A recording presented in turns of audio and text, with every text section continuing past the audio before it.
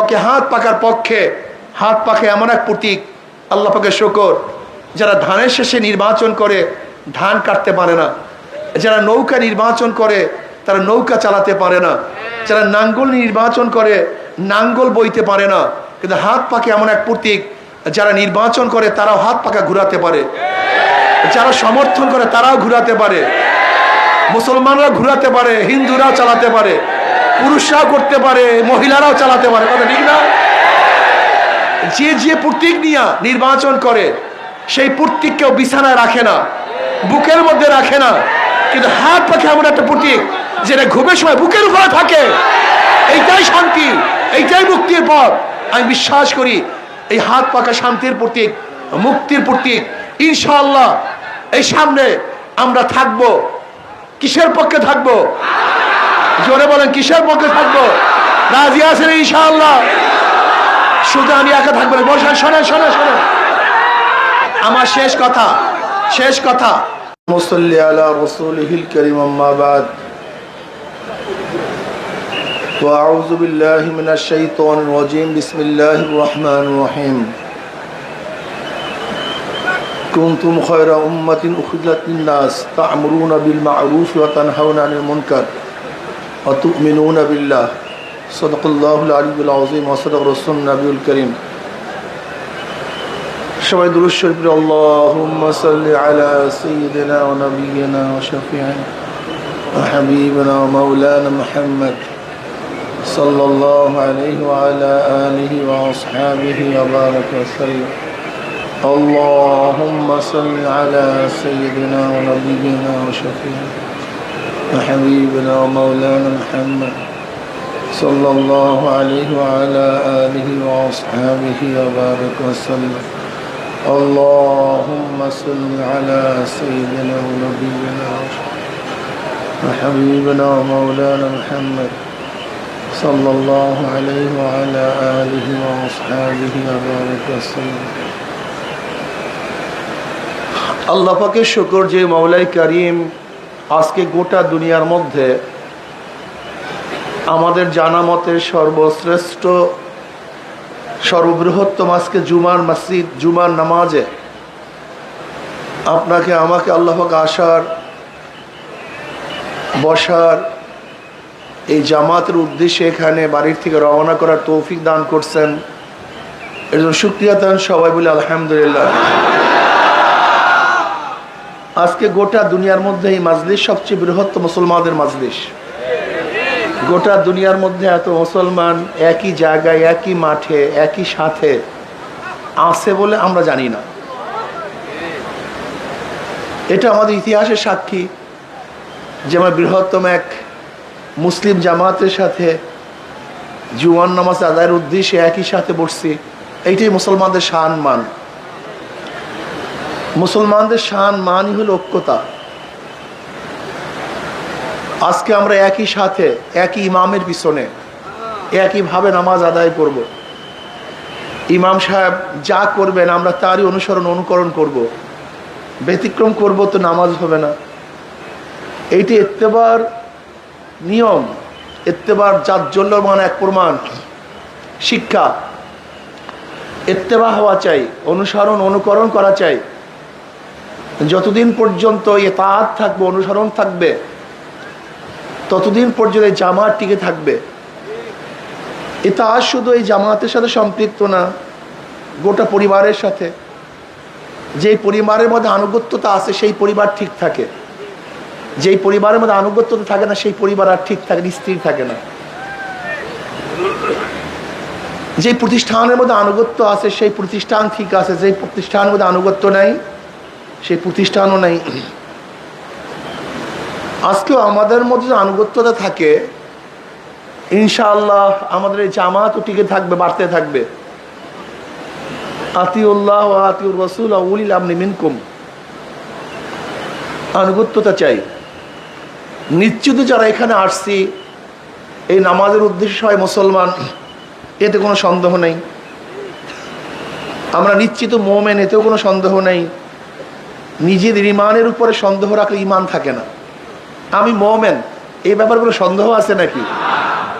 নিজের ইমানের উপর সন্দেহ রাখলে ইমান থাকে না। যদি আমি মনে করি আল্লাহ কয়জন, এই ব্যাস ইমান নেই। জান্নাত জাহান্নাম হবে কি হবে না, ইমান নেই। ফেরেশতা আছে কি নাই, ইমান নেই। আমার মিজান হিসাব বিকাশ হবে কি হবে না, যদি তারাদ্দুদের মধ্যে থাকেন, সন্দেহের মধ্যে থাকেন, মনে হয় আপনি ইমান নেই। ইমান তো ইয়াকিনের নাম, বিশ্বাসের নাম। যেখানে সন্দেহ আছে সেখানে বিশ্বাস নেই, যেখানে বিশ্বাস আছে সেখানে সন্দেহ নেই। যদি আপনি সন্দেহ করেন সেখানে আপনার বিশ্বাস কোথায়? বিশ্বাস তো নেই। এর জন্য ইমানের ব্যাপারে খুব মারাত্মক সন্দেহ সঞ্চয় থাকতে পারবে না। আমি বিশ্বাস করি কোরআন আল্লাহ পাকের কিতাব, এর মধ্যে যাহা কিছু নাজেল হয়েছে সব আল্লাহর তরফ থেকে। এটা আমাদের জন্য বিধান, নিয়ম কানুন। হাদিস হলো ব্যাখ্যা। জনাব মুহাম্মদ রাসূলুল্লাহ সাল্লাল্লাহু আলাইহি ওয়াসাল্লাম ব্যাখ্যা দিয়েছেন এই আয়াতের উদ্দেশ্য কি, আয়াতের উদ্দেশ্য কি। এর জন্য আম্মাজান আয়েশা সিদ্দিকা রাদিয়াল্লাহু তাআলা আনহার কাছে প্রশ্ন করা হয়েছে যে নবী আলাইহিস সালাতু ওয়াস সালামের চরিত্র কি, আখলাক কি, আপনি বয়ান করেন। তিনি বললেন, তুমি কি কোরআন পড়ো নাই? বলছেন পড়ছি তো। খুলুকুল কোরআন। নবী আলাইহিস সালাতু ওয়াস সালাম আখলাক হলো বাস্তব কোরআন। কি কোরআন? বাস্তব কোরআন। কোরআন হলো থিওরিক্যাল, আর নবী আলাইহিস সালাতু ওয়াস সালাম প্র্যাকটিক্যাল। কোরআনের মধ্যে নামাজের কথা আসছে, কিভাবে নামাজ পড়বেন, কিভাবে নামাজ আদায় করবেন, এর প্র্যাকটিক্যাল জনাব মুহাম্মদ রাসূলুল্লাহ সাল্লাল্লাহু আলাইহি ওয়াসাল্লাম কি বলছেন? সল্লু কামা রাআইতুমুনি উসাল্লি। বাস্তব প্র্যাকটিক্যাল। নবী আলাইহিস সালাতু ওয়াস সালামের নামাজের সাথে যেই নামাজ মিলবে সেই নামাজ কাবিলে কবুল, কিন্তু যেই নামাজ নবী আলাইহিস সালাতু ওয়াস সালামের সাথে মিলবে না সেই নামাজ কাবিলে কবুল হবে না। এর জন্য হাদিসের মধ্যে নামাজের বিভিন্ন কায়দা আসছে, পদ্ধতি আসছে। এখানে মনে রাখতে হবে জনাব মুহাম্মদ রাসূলুল্লাহ সাল্লাল্লাহু আলাইহি ওয়াসাল্লামের শরীয়ত যতক্ষণ পর্যন্ত তিনি ছিলেন ততক্ষণ পর্যন্ত শরীয়ত এক ছিল না। পরিবর্তন হতে পারত। খুব ভালো মতো একটা জিনিস মাথার মধ্যে রাখবেন, তাহলে কোটি কোটি প্রশ্নের জবাব হয়ে যাবে। ঈমান সব সময় এক, অভিন্ন। কোনো সময় কোনো নবীর কালে কোনো জমানাতে ঈমানের মধ্যে কোনো পার্থক্য ছিল না, না আসমানে না জমিনে। কারণ নবীর জমানায় বা কোনো সাহাবীদের জমানায় সবার ঈমান এক, অভিন্ন। নবী আদম আলাইহিস সালাতু ওয়াস ঈমান, আমার নবী আলাইহিস সালাতু ওয়াস ঈমান, সমস্ত ঈমানের মধ্যে কোনো পার্থক্য নেই। সবাই বিশ্বাস করছে আল্লাহ কয়জন? আদম বিশ্বাস করছে কয়জন? আমার নবী জান্নাত বিশ্বাস করছে কি করে নাই? আমার নবী জাহান্নাম বিশ্বাস করছে কি করে নাই? আমার নবী। দেখেন ঈমানের ব্যাপারে কারোর কোনো পার্থক্য নেই, সবার ঈমান সমান। সমস্ত নবী, সমস্ত নবীর উম্মত, সমস্ত সাহাবী, সমস্ত মুমিন, হাত্তাকে কিয়ামত পর্যন্ত আদম থেকে শুরু করে কিয়ামত পর্যন্ত যত মানুষ আসবে সমস্ত মানুষের ঈমান এক, অভিন্ন। কি কথা ঠিক না? কিন্তু সমস্ত নবীদের শরীয়ত এক ছিল না। সমস্ত নবীদের শরীয়ত, কানুন, পদ্ধতি এক ছিল না।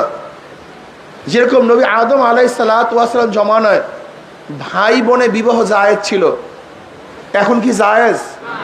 এখন জায়েজ নেই। ঈসা আলাইহিস সালাতু ওয়াস জমানায় সুগার খাওয়া জায়েজ ছিল, এখন কি জায়েজ? তার জমানায় মদ খাওয়া জায়েজ ছিল, এখন কি জায়েজ? এখন কিন্তু জায়েজ নেই। তার মানে ঈমান এক, কিন্তু সমস্ত জমানার নবীদের শরীয়ত কি ছিল না? এক ছিল, পরিবর্তন ছিল। কথা ঠিক না? ঠিক শরীয়তের মধ্যে যেরকম পরিবর্তন হয়, একই শরীয়তের মধ্যে পরিবর্তন হয়। নবী আলাইহিস সালাতু ওয়াস সালাম প্রথম দিকে পর্দা ফরজ ছিল না। পর্দা কি ছিল না? পরবর্তীতে। এখন কেউ যদি মনে করেন নবী আলাইহিসসালাতু ওয়াসসালামের এক জমানায় পর্দা ফরজ ছিল না, কাজে আজও ফরজ না। এইটি হলো বোকামি। কোরআন ও হাদিসের মধ্যে বেপর্দার কথা আসছে। নবী আলাইহিসসালাতু ওয়াস সাহাবারা মহিলাদের সামনে গেছেন, কথা বলছেন, এগুলি আছে কি নাই? এখন কেউ যদি কোরআন ও হাদিসের এই দলিল দেখান যে এই তো দেখেন নবীরা বেপর্দা ছিল, সাহাবারা বেপর্দা ছিল, কাজে আমরাও বেপর্দা হব, এইটা হাদিসের মধ্যে আছে, আপনি কি এটা মানবেন? কেন মানবেন না বলেন তো? আপনি বলবেন এক সময় ছিল, এখন কি হয়ে গেছে? নাসেখ হয়ে গেছে। ওটা কি হয়ে গেছে? মানসুখ হয়ে গেছে। নাসেখ মানসুখ, অর্থাৎ পর্দার আইন নাসেখ, বেপর্দার আইন মানসুখ। পর্দার আইনের মাধ্যমে বেপর্দার আইনকে বাদ দেওয়া হয়েছে, কথা ঠিক না? এখন মানব কোনটা? যেটা শেষে, আগেরটা কি বাদ। একেবারে সহজ কথা না? একই শরিয়ত। নবী আলাইহিসসালাতু জমানায় এক সময় বেপর্দা ছিল, হাদিসের মধ্যে আছে, কিন্তু পরবর্তীতে পর্দা। কাজে বেপর্দার হাদিস দেখিয়া আমরা কোনো অবস্থাতেই পর্দা লঙ্ঘন করতে পারি না। এটা কি হয়ে গেছে? নাসেখ মানসুখ। কথাটা বুঝাতে পারি নাই। আর উদাহরণ দেই, এরকম নামাজের মধ্যে এক সময় কথা বলা জায়েজ ছিল। নামাজের মধ্যে কথা বলা কি ছিল? জায়েজ ছিল। এমন কি যদি কেউ নামাজের মধ্যে পরে আসতো, তাহলে যারা নামাজের মধ্যে ছিল তাদেরকে প্রশ্ন করতো, ভাই কয় রাকাত নামাজ হয়েছে? কথা বলেন না কেন? কি প্রশ্ন করতো? কয় রাকাত নামাজ হয়েছে? সে নামাজের মধ্যে বলতো, ভাই এত রাকাত নামাজ হয়েছে। তা যেই ব্যক্তি পরে আসছে সেই ব্যক্তি ওই পরিমাণে নামাজ পড়তো, পড়ার পরে ইমামের সাথে শরীক হইতো। কথাটা ক্লিয়ার? কিন্তু এখন কি নামাজের মধ্যে কথা বলা জায়েজ আছে? আপনারা আস্তে কথা বলেন না। হাদিসের মধ্যে নামাজের মধ্যে কথা বলার হাদিস আছে কি নাই? হ্যাঁ, এখন কেউ যদি বলে এই যে দেখি হাদিসের মধ্যে আছে নামাজের মধ্যে কথা বলছে, কাজে আমিও কথা বলবো, তখন আপনি কি বলবেন? হ্যাঁ, ছিল, এখন মাশাআল্লাহ। এটা সহজ কথা। ছিল, এখন কোনটা মানবো? পরেরটা, আগেরটা বাদ। পরেরটা নাসেখ, আগেরটা মানসুখ। এইভাবে দেখেন রফুল ইয়াদাইন, রফুল ইয়াদাইন নামাজে দেওয়া, বারবার হাত উঠানো এক সময় ছিল, পরবর্তী কি হয়ে গেছে? মানসুখ হয়ে গেছে। নামাজের মধ্যে কিছু জিনিস আছে যেগুলো তালিমের জন্য, যেরকম আমিন বলা তালিমের জন্য। তালিমের জন্য যে মাসালা আসে সেটা তালিমই, সেটা কিন্তু হুকুম না। যাই হোক, এর জন্য ইখতিলাফটা আমাদের মধ্যে কোন জায়গায় হয়? যখন হাদিসের মধ্যে বিভিন্ন জায়গায় হাদিস দেখি এইটা জায়েজ, ওইটা জায়েজ, সেইটা জায়েজ, কিন্তু কোনটা নাসেখ, কোনটা মানসুখ, কোনটা আগে, কোনটা পরে, এর জন্য প্রয়োজন গভীর ইলমের। কিসের প্রয়োজন? এই গভীর ইলমের জন্য প্রয়োজন ইমামদের। এই যে আমরা ইমাম মানি, কেন মানি? কিন্তু হাদিস দেখি আমরা তো জানি না হাদিসের মধ্যে এই তারিখ লেখা নাই, এই সন লেখা নাই যে এই হাদিস আগের, এই হাদিস পরে, এই হাদিস নাসেখ, এই হাদিস মানসুখ, এরকম কথা হাদিসের মধ্যে কি? এই যে ইমামরা গবেষণায় বের করেন কোনটা আগের, কোনটা পরের, কোনটা নাসেখ, কোনটা মানসুখ, কোনটা তালিমের জন্য, কোনটা মাসালা বুঝাবার জন্য। এর জন্য আপনাদের অবশ্যই মনে রাখতে হবে যে ইমামগণ বহু সাধনা করে, চেষ্টা সাধনা করে আমাদের কাছে সমস্ত হাদিস এবং কোরআনকে একত্রিত করে আমাদের কাছে একটা মাসালা বয়ান করেন যে এখন এইভাবে নামাজ পড়তে হবে। এখন বলেন তো ইমামরা আমাদের ক্ষতি করছে না লাভ করছে? অথচ আমরা ইমামের শত্রু হয়ে গেছি, ইমামদের শত্রু হয়ে গেছে। কি বোকা আমরা! আল্লাহ আমাদের সবাইকে মাফ করে দেন। যাই হোক, নবী আলাইহিস সালাম প্র্যাকটিক্যাল, তিনি আমাদেরকে বাস্তব কোরআনের সমস্ত কিছু দেখাইয়া দিয়েছেন। কি কথা ঠিক না? আল্লাহ পাক কালামে পাকের মধ্যে ফরমান, কুনতুম খায়রা উম্মাতিন উখরিজাতিন নাস তা'মুরুনা বিল মা'রুফি ওয়া তানহাউনা আনিল মুনকার ওয়া তু'মিনুনা বিল্লাহ। তোমরা সর্বশ্রেষ্ঠ উম্মত। নবী মুহাম্মদ সাল্লাল্লাহু আলাইহি ওয়াসাল্লাম উম্মত সর্বশ্রেষ্ঠ, সবচেয়ে দামি। এর চেয়ে দামি কোনো উম্মত নেই। কারণটা কি? দুইটা গুণ এদের মধ্যে আছে। কয়টা গুণ? সবাই বলেন কয়টা গুণ? আমরু বিল মা'রুফ ওয়া নাহয়ু আনিল মুনকার, সৎ কাজের আদেশ, অসৎ কাজের নিষেধ। এই অসৎ কাজের নিষেধ, সৎ কাজের আদেশ, এই দুইটা গুণ নবী মুহাম্মদ সাল্লাল্লাহু আলাইহি ওয়াসাল্লাম উম্মতে থাকার কারণে এরা সমস্ত উম্মত, আগেকার সমস্ত উম্মতের মধ্যে শ্রেষ্ঠ উম্মত হয়ে গেছে। দেখেন নবী মুহাম্মদ সাল্লাল্লাহু আলাইহি ওয়াসাল্লাম উম্মতেরা বেশি নামাজ পড়ার কারণে শ্রেষ্ঠ, বেশি রোজা রাখার কারণে শ্রেষ্ঠ, বেশি ইবাদত করার কারণে শ্রেষ্ঠ। ব্যাপারটা এরকম না, এটা ঠিক না, এটা ভুল। আপনি এবং আমি হায়াত পাই 60, 70, 80 বছর। আগেকার জমানার উম্মতরা হায়াত পাইতেন 1000 বছর। আপনি আমি দুর্বল, সারা রাত্র ইবাদত করতে পারি না। আগেকার জমানার উম্মতরা সারা রাত্র ইবাদত করতেন। আপনি আমি দুর্বল, সারা বছর রোজা রাখতে পারি না। আগেকার জমানার উম্মতরা সারা বছর রোজা রাখতেন। আপনার আমার ব্যবসা আছে, বাণিজ্য আছে, স্ত্রী আছে, মেয়ে আছে। আগেকার জমা উম্মতরা সব কিছু ত্যাগ করতেন। তার রাহে রহমান ছিল, জঙ্গলে থাকতো, গির্জার মধ্যে থাকতো, সারাদিন ইবাদতের মগ্ন থাকতো। এমনকি না খেতে খেতে তাদের গোশত এবং চামড়া হাড্ডি সার হয়ে গেছে, সব একসাথ হয়ে গেছে, এরকম হ্যাংলা হয়ে যেত, এত ইবাদত করত। তারপরও তাদের চেয়ে আমাদেরকে আল্লাহ পাক শ্রেষ্ঠত্ব দান করার কারণটা কি, এটা মাথার মধ্যে রাখতে হবে। এগুলি মাথার মধ্যে রাখতে হবে। 2-1টা পয়েন্ট মাথার মধ্যে থাকা চাই।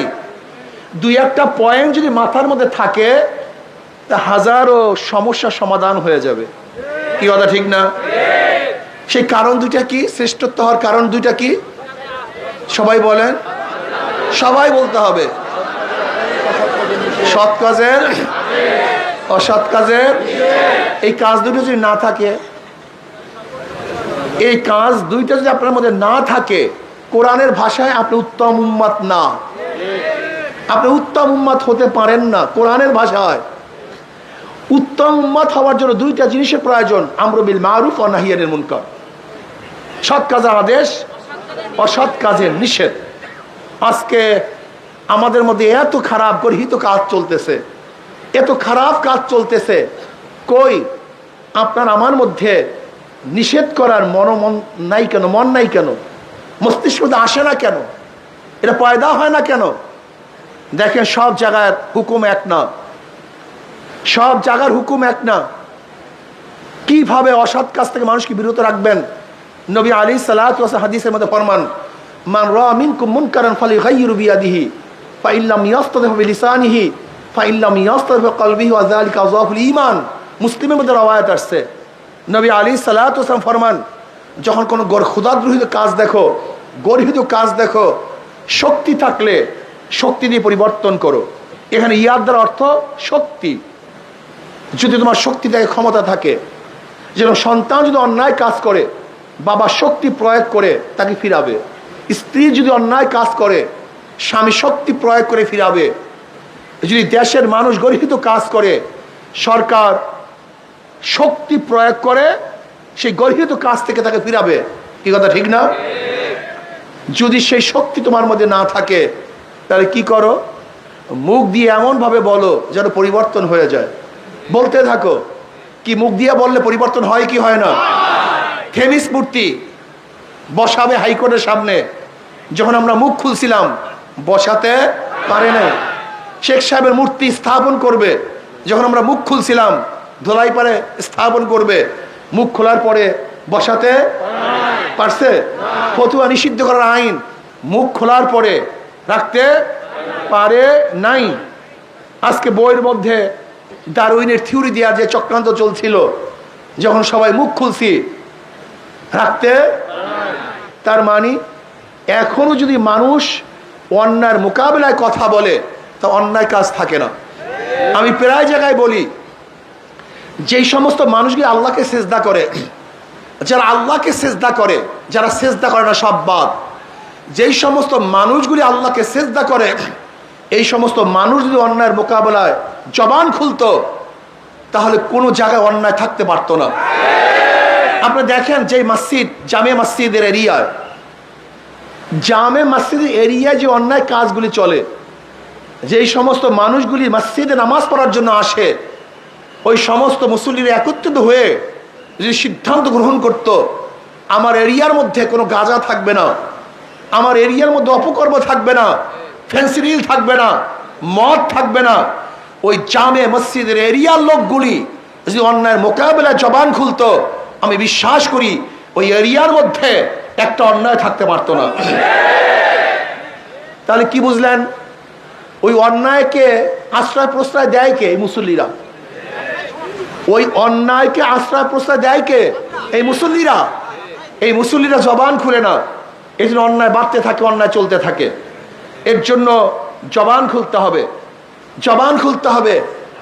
আমি বিশ্বাস করি আজকে বাংলাদেশের যত মানুষ আল্লাহকে সেজদা করে, যত মানুষ আল্লাহকে মানে, এই সমস্ত মানুষগুলি অন্যায়ের মোকাবেলায় জবান খুলতো, মুখ খুলতো, তাহলে বাংলাদেশে একটা অন্যায় থাকতে পারতো না। আজকে অন্যায় দূর হয়ে যেত। এর জন্য জবান খুলতে হবে। জবান খুলেন। লেসান সবচেয়ে দামি, এর চেয়ে দামি কোনো জিনিস নেই। একটা মানুষকে কথা বলতে বলতে দেখবেন মানুষটা খারাপ কাজ থেকে ফিরে আসবে ইনশাআল্লাহ। জবান খুলবেন। যদি তোমাদের সেই শক্তি না থাকে, জবান খোলা শক্তি না থাকে, তো নবী আলাইহিস সালাতু ওয়াস সালাম ফরমান, মনে মনে ঘৃণা নয়, পরিকল্পনা করো। কি করো? ঘৃণা এবং পরিকল্পনা মানে পার্থক্য করি। বারবার উদাহরণ দেয়, মসজিদের সামনে ময়লা, যত মুসল্লি সেখান থেকে যাবে, ঘৃণা করো, আহ ইস খারাপ ময়লা, নাক চাপবে, রুমাল দিবে নাকের মধ্যে। 1 কোটি মানুষ যদি ময়লার কাছ থেকে যায় আর ময়লাকে ঘৃণা করে, সেখান থেকে ময়লা কিন্তু দূর হবে না। কি কথা ঠিক না? কিন্তু ইমাম সাহেব যদি পরিকল্পনা করে, এখানে ময়লা, বালতির প্রয়োজন, ঝাঁটার প্রয়োজন, পানির প্রয়োজন, একজনের পরিকল্পনা নিয়ে বালতি দিয়ে পানি এনে ঝাঁটা দিয়ে যদি ঝাঁটা দেয়, ময়লা থাকবে? একজন মানুষের পরিকল্পনায় ময়লা নাই, কিন্তু 1 কোটি মানুষের ঘৃণায় কিন্তু ময়লা যায় নাই। ঠিক তদ্রূপ আপনাকে আমাকে পরিকল্পনা করতে হবে এই সমাজকে কিভাবে খারাপ থেকে, গরিহীত কাজ থেকে রক্ষা করা যায়, এই সমাজের মধ্যে ইসলামী হুকুমাত কিভাবে কায়েম করা যায়, খোদাদ্রোহী আইনকে বাতিল ঘোষণা করে আল্লাহর আইন, আল্লাহ রসুলের আইনকে কিভাবে প্রতিষ্ঠিত করা যায়, এর জন্য সাধনা করতে হবে। কি করতে হবে? জোরে বলেন। সাধনা করতে, চিন্তা করতে হবে। রাজি আছেন ইনশাআল্লাহ? প্রিয় ভাইয়েরা আমার, খুব ভালো মতো বুঝবেন যারা চরমনাই ময়দানে আসছেন। অনেকেই মনে করেন চরমনাইওয়ালারা বিএনপি বিরোধী, চরমনাইওয়ালারা আওয়ামী লীগ বিরোধী, চরমনাইওয়ালারা অমুকের বিরুদ্ধে তমুকের বিরুদ্ধে। আসলে চরমনাইওয়ালারা কারোর বিরুদ্ধে নয়। আমাদের শায়খ মোর্শেদ নব্বরাল্লাহ আমার কথা বলেছেন, স্পষ্ট বলেছেন, আমরা তার ওই কথার উপর আজও আসি। তিনি স্পষ্ট বলেছেন, হে আওয়ামী লীগ, হে বিএনপি, তোমরা যদি ইসলামী হুকুমাত কায়েম করো, আমরা তোমাদের গোলাম হয়ে থাকবো। আসলে আমরা সত্যের পক্ষে, অন্যায়ের বিপক্ষে। আমাদের শত্রু কেউ নেই, মৃত্যু কেউ নেই। হুব্বুফিল্লাহ বুগজুফিল্লাহ। আমরা মহাব্বত করি আল্লাহর জন্য, ঘৃণাও করি আল্লাহর জন্য। আমরা ঘৃণাও করি আল্লাহর জন্য, মহাব্বতও করি আল্লাহর জন্য। বিশ্বাস করবেন না, আমাদের স্থায়ী কোনো শত্রু নেই, স্থায়ী কোনো শত্রু নেই। যে আল্লাহর পক্ষে সে আমার বন্ধু, যে আল্লাহর বিপক্ষে সে আমার দুশ্মন, সে আমার শত্রু। আজকে যদি আপনাদের মধ্য থেকে কেউ খোদাদ্রোহী থাকেন, সে আমাদের দুশ্মন, আমাদের শত্রু। ওই ব্যক্তি যখন তওবা করবে, ওই ব্যক্তি সবচেয়ে আমার আপন, সবচেয়ে আমার বন্ধু। ওমর ইবনে খাত্তাব রাদিয়াল্লাহু তাআলা আনহু ঈমান আনার আগে, ইসলাম গ্রহণ করার আগে ইসলামের সবচেয়ে বড় দুশ্মন ছিলেন, কিন্তু ঈমান আনার পর ইসলামের সবচেয়ে বড় বন্ধু হয়ে গেছেন। হুব্বু ফিল্লাহ বুগজু ফিল্লাহ। আসলে আপনারা শত্রু মনে করেন, আমরা কাউ শত্রু না। আমরা কি চাই? আমরা চাই একজন মুসলমান পূর্ণ ইসলাম গ্রহণ করুক, একজন মুমিন পুরো ঈমানের উপর থাকুক। এর জন্য অনেক সময় বলি, আল্লাহ পাক রব্বুল কালামে পাকের মধ্যে ফরমান, ইনিল হুকমু ইল্লা লিল্লাহ। সৃষ্টি যার, আইন তার। জোরে বলেন, সৃষ্টি যার, সৃষ্টি যার, স্রষ্টা আমার আল্লাহ। সৃষ্টি করছেন আমাদেরকে, সে আল্লাহর আইন চলবে না, এইটা মানা যায় না। কিয়ামতের ময়দানে অনেক মুসল্লি দেখবে লক্ষ লক্ষ ব্যারেল মদের গুনাহ, লক্ষ লক্ষ ব্যারেল মদের গুনাহ, লক্ষ লক্ষ জিনার গুনাহ, লক্ষ লক্ষ চুরির গুনাহ, লক্ষ লক্ষ সুদের গুনাহ, লক্ষ লক্ষ ঘুষের গুনাহ। ওই মুসল্লি বলবে, আল্লাহ আমি কোনোদিন কোনো মেয়ের দিকেও তাকাই নাই, এত গুনাহ আসলো কোথার থেকে? আল্লাহ পাক কি বলবেন? আল্লাহ পাক বলবেন, দেখো খুব ভালো মতো বুঝো, আমি জানি তুমি মদ পান করো নাই, লেকিন যাদেরকে ভোট দিয়ে মদের আইন পাশ করছো, তোমার ভোট ব্যতীত মদের আইন পাশ করতে পারতো না, ওই সমস্ত গুনাহ তোমার আমলনামায় লিখে দিস। আপনি কি ভাবছেন আমাদের দেশে মদের আইন বৈধ? এই মদের আইন বৈধ কি করছে? সংসদ করছে। আর সংসদের সংসদ সদস্য কি পাঠাইছে? জোরে বলেন, এই জনগণ পাঠাইছে। খুব ভালো মতো বোঝার চেষ্টা করবেন। যেরকম ধরে নেন, আল্লাহ না করুক, এইটা একটা সংসদ ভবন, এই গোটা চরমোনাই ময়দানের সংসদ, এখানে সংসদ চলতেছে। আমি স্পিকার সাহেব বিল উত্থাপন করলাম। কি বিল উত্থাপন করলাম? যে আল্লাহ বলতে কেউ নাই। আপনারা কারা কারা মানেন? আল্লাহ বলতে কেউ নাই। আপনারা কারা কারা মানেন? হাত তুলেন। যদি হাত তুলেন অবস্থাটা কি হবে? কথা বলেন না কেন? সবাই কথা বলেন। হাত তুললে ইমান। তাহলে হাত তোলাটা কি মনে করছেন? এই হাত তোলাটা কি মনে করছেন? ইমান থাকতেও পারে। জোরে বলেন না কেন? এই হাত তোলা যেমন তেমন বিষয় না, এটা মারাত্মক বিষয়। এখন ধরেন সংসদে আজকে উত্থাপন হয়েছে মদ জায়েজ, আল্লাহ পাক হারাম করেছেন, কিন্তু সংসদ কি উত্থাপন করছে মদ?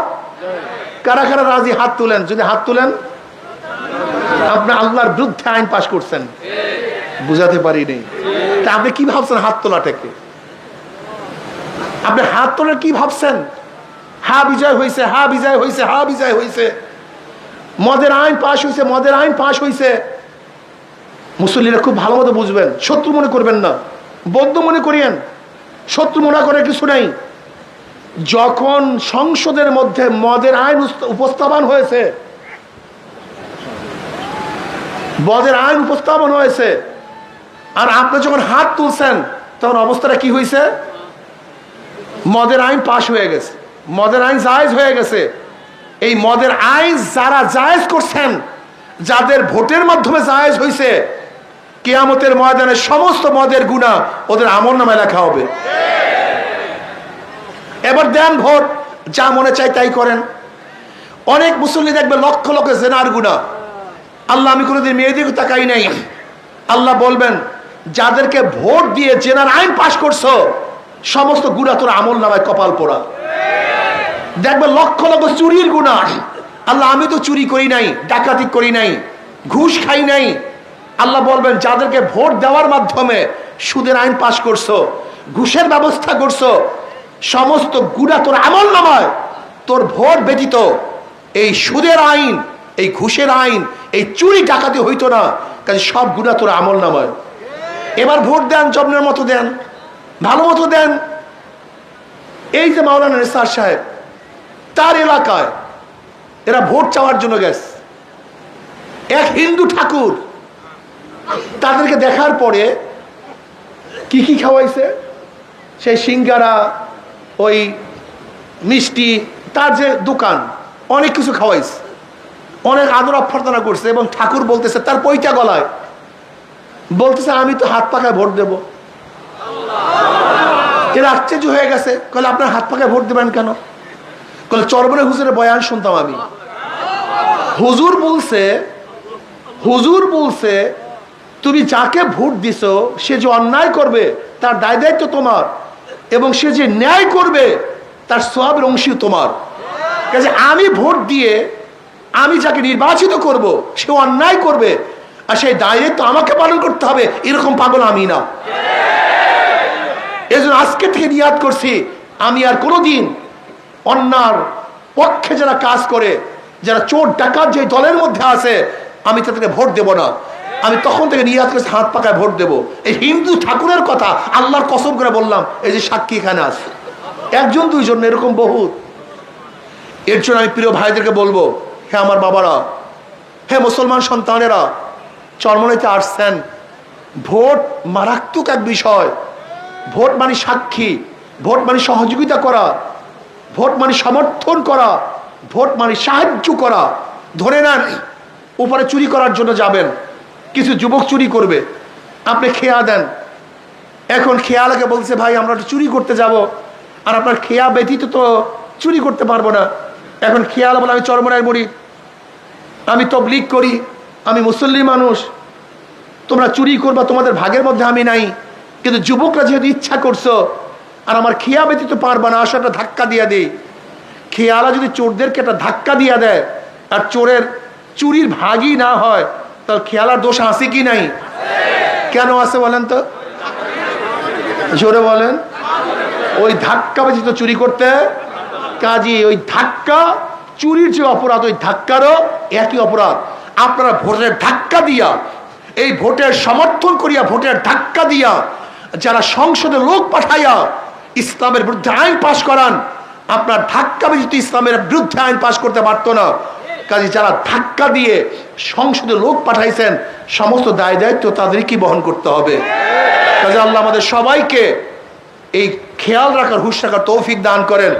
ইনশাআল্লাহ আগামী নির্বাচনে ইসলামের পক্ষে হাত পাকার পক্ষে, হাত পাখে এমন এক প্রতীক, আল্লাহ পাকের শুকর, যারা ধানের শেষে নির্বাচন করে ধান কাটতে পারে না, যারা নৌকা নির্বাচন করে তারা নৌকা চালাতে পারে না, যারা নাঙ্গল নির্বাচন করে নাঙ্গল বইতে পারে না, কিন্তু হাত পাকে এমন এক প্রতীক, যারা নির্বাচন করে তারাও হাত পাকা ঘুরাতে পারে, যারা সমর্থন করে তারাও ঘুরাতে পারে, মুসলমানরা ঘুরাতে পারে, হিন্দুরাও চালাতে পারে, পুরুষরাও করতে পারে, মহিলারাও চালাতে পারে, কথা ঠিক না? যে যে প্রতীক নিয়ে নির্বাচন করে সেই প্রতীক কেউ বিছানায় রাখে না, বুকের মধ্যে রাখে না, কিন্তু হাত পাখে এমন একটা প্রতীক যেটা ঘুমের সময় বুকের উপরে থাকে। এইটাই শান্তি, এইটাই মুক্তির পথ। আমি বিশ্বাস করি এই হাত পাকা শান্তির প্রতীক, মুক্তির প্রতীক। ইনশাআল্লাহ এই সামনে আমরা থাকবো। কিসের পক্ষে থাকবো? জোরে বলেন, কিসের পক্ষে থাকবো? রাজি আছেন ইনশাআল্লাহ? শুধু আমি একা থাকবো না, বলছেন শোনেন শোনেন শোনেন, আমার শেষ কথা, আপনি যাকে যত দাওয়াত দিয়ে দিনের পথে আনবেন, ওই ব্যক্তি যত নেকের কাজ করবে, আপনার আমল নাম ওই পরিমাণে নেক হয়ে যাবে। আজকের থেকে আমাকে এক পানের দোকানদার বলে, পানের দোকানদার, তাহলে হুজুর আমি 500 ভোট হাত পাকার পক্ষে কালেকশন করছি। আমি বললাম কিভাবে? হুজুর পান বিক্রি করি আর চা বিক্রি করি, মানুষ এখানে বসে চা খায়, আমিও ফাঁকে কাজ চালাইতে থাকি। আমি তাদেরকে বলি ভাই এই বাস 5 মিনিটের মধ্যে এই বয়ানগুলো যদি করিয়ে দেন, যে ভোটের ফায়দা কি, লস কি, লাভটা কি, উপকার কি, ক্ষতিটা কি, তোমার স্থায়ী তোমার ক্ষতিটা কি হবে যদি এই 5 মিনিটের মধ্যে বয়ানটা করিয়া দেন।